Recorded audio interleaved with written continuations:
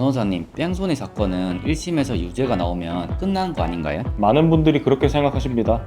그런데 저는 1심에서 유죄 판결을 받은 뺑소니 사건의 항소심을 맡아서 피고인이 사고 발생 사실 자체를 전혀 인식하지 못했다는 점을 집요하게 논증해 항소심 재판부를 설득했고 결국 원심을 파기하고 무죄 판결을 받아냈습니다. 오늘은 그 경험을 바탕으로 뺑소니 혐의가 어떤 기준으로 판단되는지 말씀드리겠습니다. 뺑소니는 정확히 어떤 경우에 성립하나요? 특가법상 도주치상 치사죄, 소위 말하는 뺑소니는 교통사고를 낸 운전자가 피해자를 구호하지 않고 도주한 경우 성립합니다.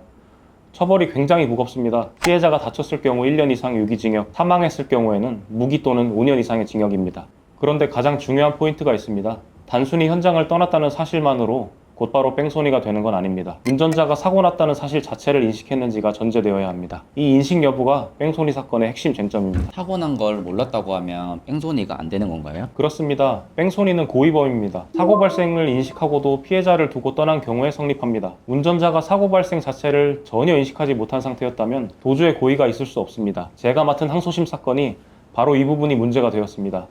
1심 재판부는 사고 현장의 객관적 증거만 보고 유죄를 인정했습니다. 그런데 저는 의뢰인이 정말로 사고를 인식할 수 있었는가 이런 질문에 집중했습니다. 그리고 그 답이 아니다라는 걸 논증하는 데 모든 변론 역량을 쏟아부었습니다. 구체적으로 어떻게 항소심 재판부를 설득하셨나요? 단순히 몰랐다고 주장하는 건 아무 의미가 없습니다. 법원을 설득하려면 왜 인식할 수 없었는지를 구체적인 근거를 뒷받침해서 주장해야 합니다.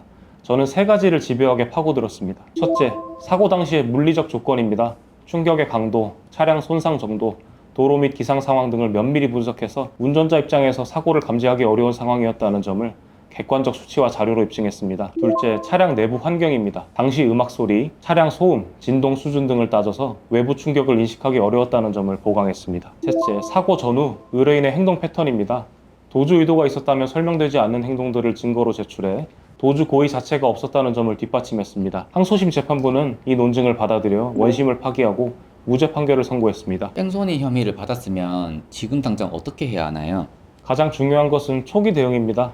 경찰 조사를 받기 전에 반드시 전문 변호사와 먼저 상담하셔야 합니다. 뺑소니 사건에서는 조사 과정의 진술 하나가 이후 재판 전체에 영향을 미치게 됩니다. 몰랐다는 말도 맥락 없이 하게 되면 오히려 불리하게 작용할 수 있습니다. 그리고 1심에서 유죄가 나왔다고 절대 포기하지 마시기 바랍니다. 사고인식 여부와 도주의 고의는 항소심에서도 충분히 다시 다툴 수 있는 쟁점입니다.